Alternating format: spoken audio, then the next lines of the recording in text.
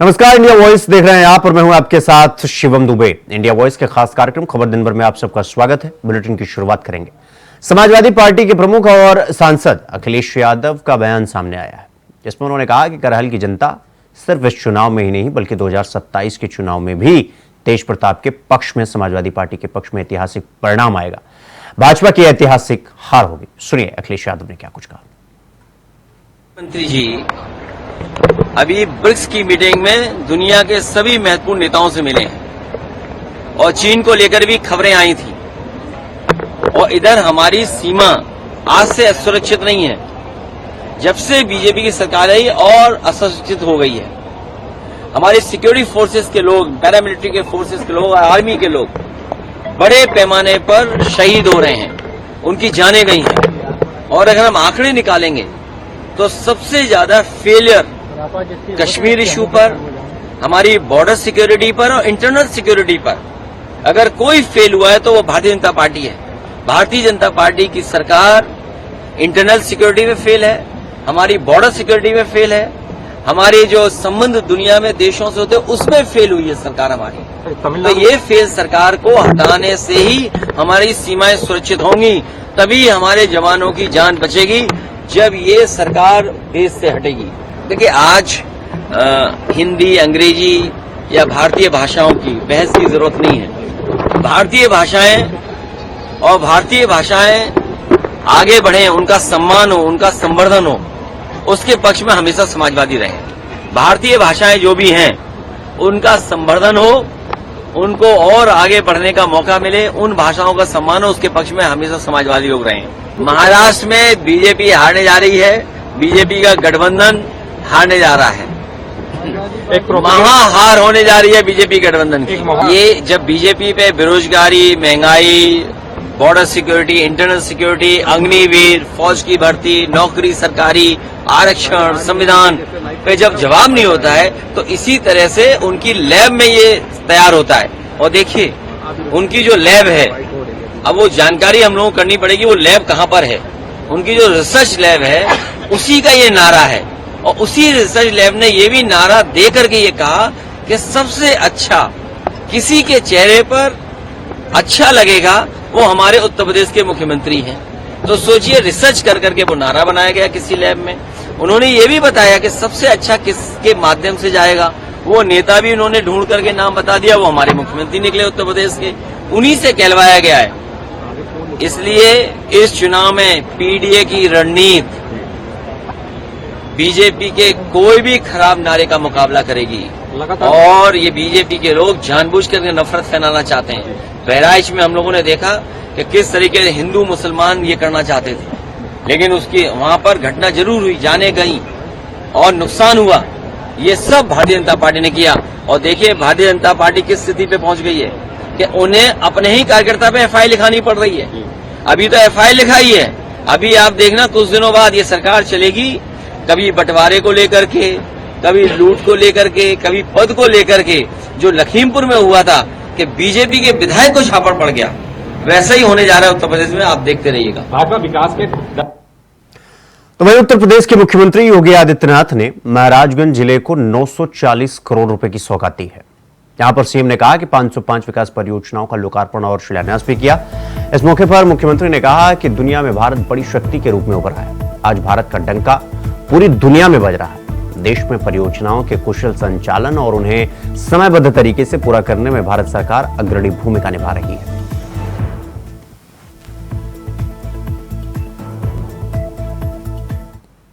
योगीराज बाबा गंभीरनाथ जी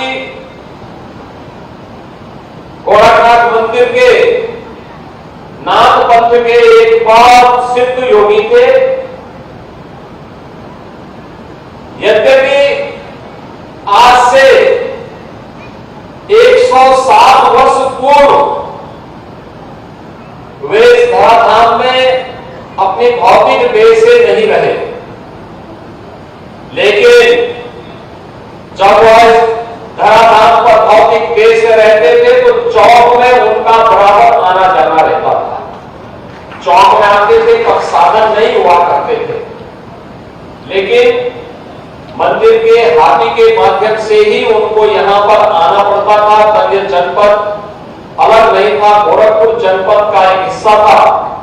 एक तहसील के रूप में जाना जाता था और सुबह से लेकर शाम तक चलने का समय लगता था और फिर उनको यहां आने का अवसर प्राप्त होता था।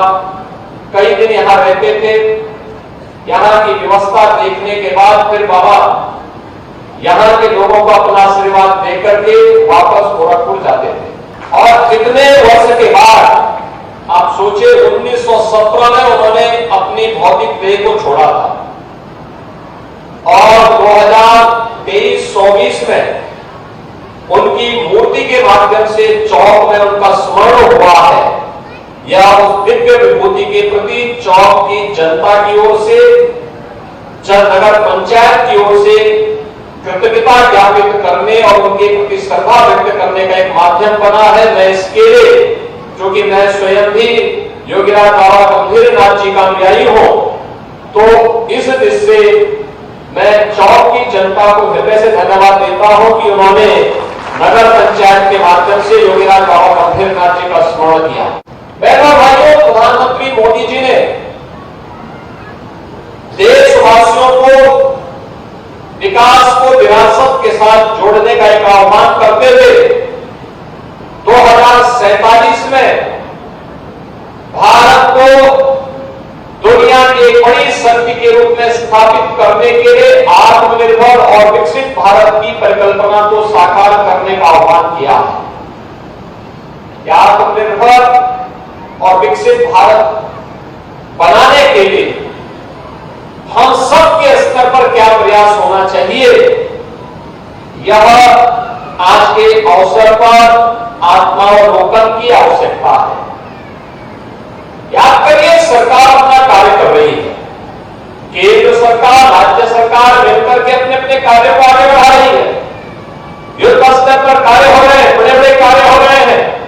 कहीं हाईवे, कहीं रेलवे, कहीं एयरपोर्ट, कहीं मेडिकल कॉलेज, कहीं पॉलिटेक्निक, कहीं इंजीनियरिंग कॉलेज, कहीं डिग्री कॉलेज, कहीं ITI, कहीं पर बेसिक शिक्षा के स्कूल, कहीं आवासीय विद्यालय, कहीं मुख्यमंत्री कम्युनिटी स्कूल, कहीं कस्तूरबा गांधी विद्यालय, कहीं PM श्री विद्यालय, कहीं आंगनबाड़ी केंद्र, कहीं पर उद्योग लगा करके लोगों के लिए विकास और रोजगार के अवसर खोलने के कार्यक्रम, ये अनेक कार्यक्रम चल रहे हैं।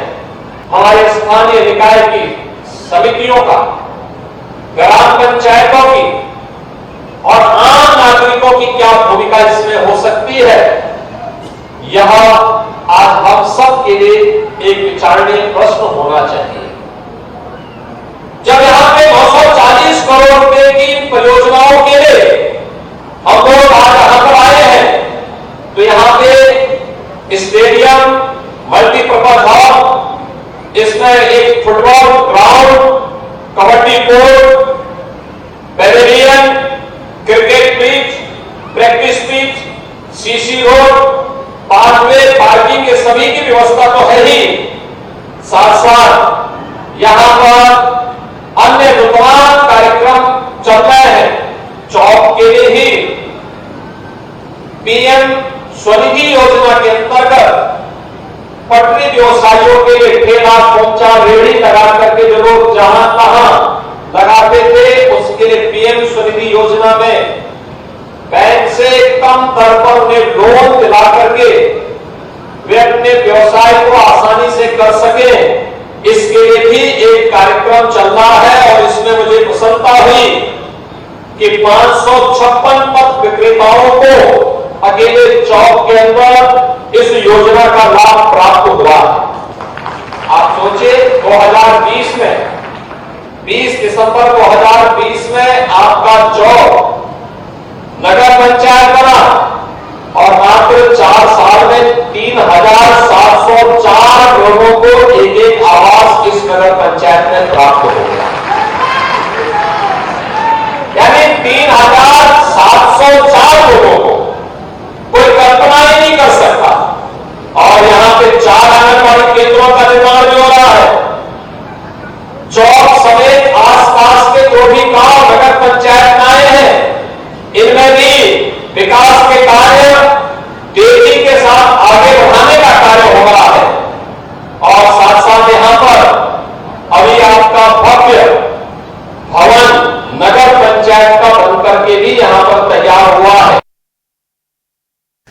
वहीं जर्मनी के चांसलर ओलाफ स्क्लोज ने नई दिल्ली में आयोजित भारत और जर्मनी के बीच 7वां अंतर सरकारी परामर्श में शामिल होने के लिए भारत आए, जिसके साथ ही जर्मनी के चांसलर ओलाफ स्क्लोज ने प्रधानमंत्री मोदी से मुलाकात की। बैठक के बाद प्रधानमंत्री नरेंद्र मोदी ने कहा कि भारत की युवा शक्ति जर्मनी की समृद्धि और विकास में योगदान दे रही है। हम भारत के लिए जर्मनी की कुशल श्रम रणनीतियों का स्वागत करते हैं। हमारी यानी भारत और जर्मनी की साझेदारी में स्पष्टता है और इसका भविष्य उज्जवल है। भारत और जर्मनी की स्ट्रेटेजिक पार्टनरशिप की व्यापकता का अनुमान आप पिछले 2-3 दिन की गतिविधियों से लगा सकते हैं। आज सुबह हमें जर्मनी के एशिया पैसिफिक बिजनेस जगत की कॉन्फ्रेंस को संबोधित करने का अवसर मिला। मेरे तीसरे कार्यकाल की पहली आईजीसी मीटिंग अभी कुछ देर पहले संपन्न हुई है।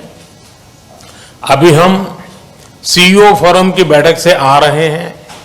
इसी समय जर्मन नौसेना की शिप गोवा में पोर्ट कॉल कर रही है और खेल जगत भी पीछे नहीं है। हमारी हॉकी टीमों के बीच फ्रेंडली मैच भी खेले जा रहे हैं। साथियों, चांसलर शोल्ज के नेतृत्व में हमारी भागीदारी को एक नया मोमेंटम और डायरेक्शन मिला है। जर्मनी की फोकस ऑन इंडिया स्ट्रेटेजी के लिए मैं चांसलर शोल्ज का अभिनंदन करता हूं। इसमें विश्व के 2 बड़े लोकतंत्रों के बीच पार्टनरशिप को कॉम्प्रिहेंसिव तरीके से मॉडर्नाइज और एलिवेट करने का ब्लूप्रिंट है। आज हमारे innovation and technology road map launch किया गया है। Critical and emerging technologies, skill development और इनोवेशन में होल ऑफ गवर्नमेंट अप्रोच पर भी सहमति बनी है। इससे आर्टिफिशियल इंटेलिजेंस, सेमीकंडक्टर और क्लीन एनर्जी जैसे क्षेत्रों में सहयोग को बल मिलेगा और सिक्योर, ट्रस्टेड और रेजिलियंट ग्लोबल सप्लाई और वैल्यू चेन्स का निर्माण करने में भी मदद मिलेगी। साथियों, रक्षा और सुरक्षा क्षेत्रों में बढ़ता सहयोग हमारे गहरे आपसी विश्वास का प्रतीक है। क्लासिफाइड इंफॉर्मेशन के एक्सचेंज पर बनी सहमति इस दिशा में एक नया कदम है। आज संपन्न की गई म्यूचुअल लीगल असिस्टेंस ट्रीटी से आतंकवाद और अलगाववादी तत्वों से निपटने में हमारे साझा प्रयास सशक्त होंगे। ग्रीन एंड सस्टेनेबल ग्रोथ के साझा कमिटमेंट पर दोनों देश निरंतर कार्यरत है। आज हमारी ग्रीन और सस्टेनेबल डेवलपमेंट पार्टनरशिप को आगे बढ़ाते हुए हमने ग्रीन अर्बन मोबिलिटी पार्टनरशिप के दूसरे चरण पर सहमति बनाई है और ग्रीन हाइड्रोजन रोड मैप भी लॉन्च किया है। साथियों, यूक्रेन और पश्चिम एशिया में चल रहे संघर्ष हम दोनों के लिए चिंता के विषय है। भारत का हमेशा मत रहा है कि युद्ध से समस्याओं का समाधान नहीं हो सकता और शांति की बहाली के लिए भारत हर संभव योगदान देने के लिए तैयार है। इंडो पैसिफिक क्षेत्र में अंतर्राष्ट्रीय कानूनों के तहत फ्रीडम ऑफ नेविगेशन और रूल ऑफ लॉ सुनिश्चित करने पर हम दोनों एकमत हैं। हम इस बात पर भी सहमत हैं कि 20वीं सदी में बनाए गए ग्लोबल फोरम 21वीं सदी की चुनौतियों से निपटने में सक्षम नहीं है। यूएन सिक्योरिटी काउंसिल सहित अन्य मल्टीलेटरल इंस्टीट्यूशंस में रिफॉर्म्स की आवश्यकता है। भारत और जर्मनी इस दिशा में सक्रिय रूप से सहयोग करते रहेंगे। वहीं जिले के चर्चित ज्ञानवापी मामले में बड़ी खबर सामने आई, जहां हिंदू पक्ष को कोर्ट से बड़ा झटका लगा है। हिंदू पक्ष की ओर से पूरे परिसर की एएसआई सर्वे की मांग की याचिका को कोर्ट ने खारिज कर दिया। अब वाराणसी जिला अदालत के इस फैसले के खिलाफ हिंदू पक्ष अब हाईकोर्ट में जाने की तैयारी कर रहा है। आपको बता दें कि हिंदू पक्ष की मांग थी कि वजूखाने के अलावा पूरे परिसर का सर्वे होना चाहिए, लेकिन कोर्ट ने उनकी बात नहीं मानी। हिंदू पक्ष का कहना है कि सेंट्रल डोम के नीचे ही शिवलिंग है।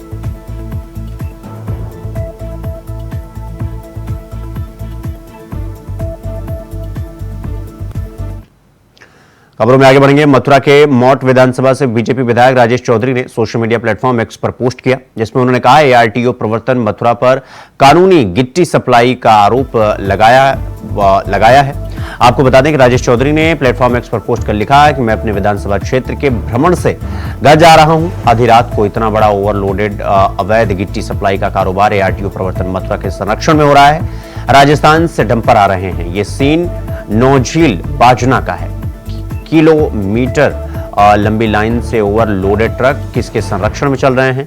माननीय मुख्यमंत्री जी और माननीय मंत्री जी से निवेदन है कि मेरे क्षेत्र के ओवरलोडेड का अवैध कारोबार बंद कराया जाए और संबंधित अधिकारियों के खिलाफ सख्त कार्रवाई की जाए।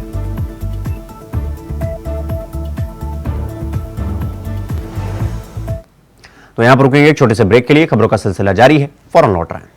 तो ब्रेक के बाद एक बार फिर आप सबका स्वागत है मेरे साथ। रुक करेंगे अगली खबर की ओर। यूपी उपचुनाव में एक भी सीट न मिलने के बाद निषाद पार्टी को लेकर सवाल उठ रहे हैं।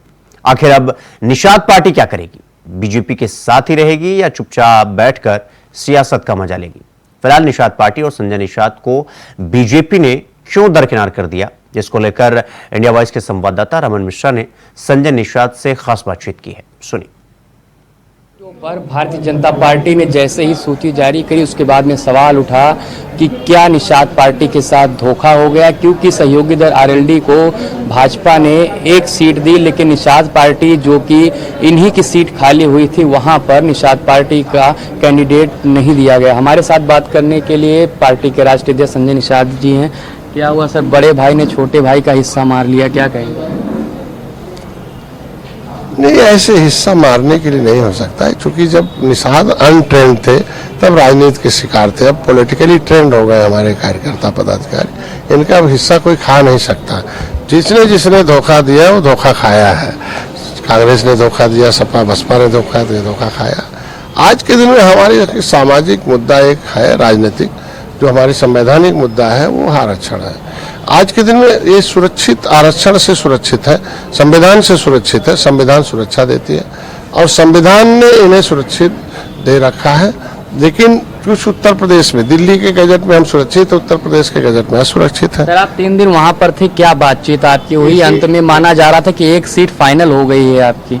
नहीं, वहाँ हो रहा कि हमें जीत चाहिए। हम लोग जीत के लिए भारतीय जनता पार्टी के साथ, जब से मैं आया हूँ जिसके साथ रह रहा हूँ वो जीत रहा है। 2018 में सपा बसपा के साथ था। उत्तर प्रदेश में आपने देखा उपचुनाव हम लोग गोरखपुर, फूलपुर, कैराना, नूरपुर 4 सीट जीते थे। हम जिसके साथ निषाद रहता वही जीतता है और निषाद पार्टी जिसके साथ रहता वो जीतती। निषाद पार्टी जीत के लिए आई है। हम जीत के लिए उनसे बताया कि निषाद बहुत गुस्से में है, आक्रोशित है, क्योंकि जिस मुद्दे के हल के लिए आपके साथ आया था, केंद्र राज्य में आपकी सरकार है, माननीय योगी जी इस पर उठाते रहे इनके मुद्दे को, लेकिन हल नहीं हुआ। क्योंकि आपने कहा था कि भाई बड़े मुद्दे हैं देश के, धारा 370, राम मंदिर, अर्थव्यवस्था, ये हल हो जाने के बाद होगा। आपने 10% का अपर कास्ट में दे दिया, महिलाओं का दे दिया। अब ये गुस्से में है, ये कहते हैं हमारा मुद्दा कहाँ है, अगर इनके हल कर दे तो ये वोट देने के लिए तैयार है। आज मैं धन्यवाद दूंगा शीर्ष नेतृत्व को कि दीपावली बाद हो इस मुद्दे के हल के लिए बैठने के लिए, चर्चा करने के लिए तैयार हो गए। अब समाज हमारा निश्चित रूप से जहाँ चर्चा होती है, बैठक होती है, उस समस्या का समाधान होता है।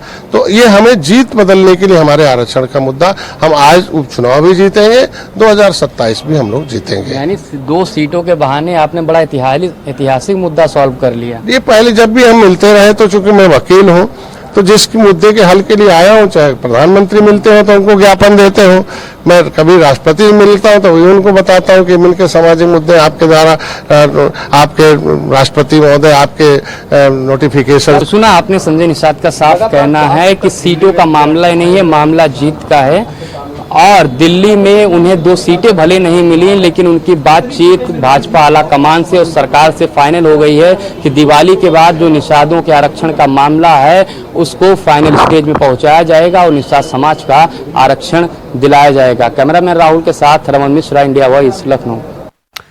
तो खबरों में आगे बढ़ेंगे। 14 साल के वनवास के बाद भगवान राम के अयोध्या आगमन की खुशियों में इस बार अयोध्या नगरी दीपोत्सव 2024 के भव्य आयोजन के लिए तैयार है। मुख्यमंत्री योगी आदित्यनाथ के नेतृत्व में 30 अक्टूबर को होने वाले इस दीपोत्सव में विशेष रूप से पर्यावरण को ध्यान में रखते हुए प्रदूषण मुक्त ग्रीन आतिशबाजी शो का आयोजन किया जाएगा।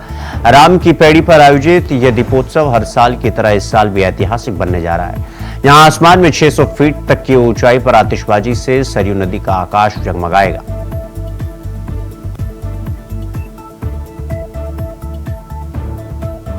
दीपोत्सव और अद्भुत होने वाला है। प्रभु रामलला का भव्य मंदिर बन चुका है और भारतवर्ष ही नहीं पूरी दुनिया से लोग दीपोत्सव को देखने के लिए आतुर हैं, आ रहे हैं। और उत्तर प्रदेश सरकार पिछली बार से और सुंदर और आकर्षक प्रभु राम के आशीर्वाद से और भव्य दीपोत्सव बनाने की कार्य योजना जमीन पर उतारने के लिए लगातार काम कर रही है। और मैं सभी अपने सनातन धर्म प्रेमियों से निवेदन करता हूं, अयोध्या की धरती पर जो दीपोत्सव का त्यौहार है भव्य दिव्य अपने आंखों से अलौकिक दर्शन करें। इस बार का दीपोत्सव और उत्तर प्रदेश के कन्नौज में मच्छर अगरबत्ती बनाने वाली फैक्ट्री में गैस रिसाव होने का मामला सामने आया है। फैक्ट्री में गैस रिसाव होने से 2 महिलाओं की मौत हो गई। 2 महिलाओं की हालत गंभीर बताई जा रही। इलाज के लिए कानपुर के लिए उन्हें रेफर किया गया, जहां पर महिलाओं का इलाज चल रहा है। फैक्ट्री से काम करके घर लौटने पर महिलाओं की तबीयत बिगड़ गई। डीएम एसपी फैक्ट्री पहुंचे। फैक्ट्री पर ताला लटका मिला। सदर कोतवाली के मोहल्ला गदनपुर बड्डू का मामला ये बताया जा रहा है।